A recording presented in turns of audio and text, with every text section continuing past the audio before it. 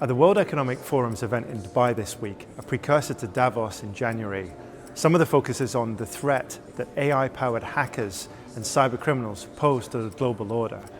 Part of the threat is against governments and multinational corporations. But we asked some of the world's top experts how we as individuals can keep ourselves safe in this day and age. Here's what they had to say. If you take some basic steps to, for example, use strong passwords like a password manager, right? And use a password manager so you can have long and complex passwords. Use multi-factor authentication. I know it's annoying, but if you use those text messages, if you use those authenticators, that will also reduce your risk considerably. We're continuously under attack, whether it's individuals, as institutions, as countries.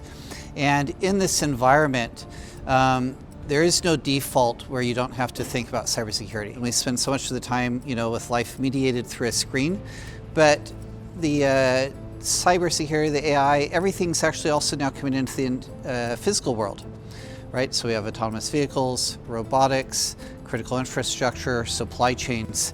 And so no matter where we are, where we're interacting in the world, we have to be conscious of, okay, what is my kind of cyber surface that's exposed here? I guess the universal rule and the practice we need to implement into everyday life is to double check any information that we get, because AI nowadays can do a lot of things.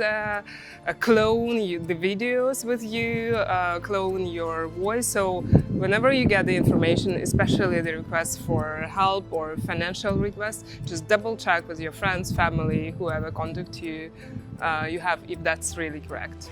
The analogy I tell people is, there are no good neighborhoods on the internet. That's kind of the bottom line. So just assume that when you're out there, that there is a potential. You're being watched, you're being targeted.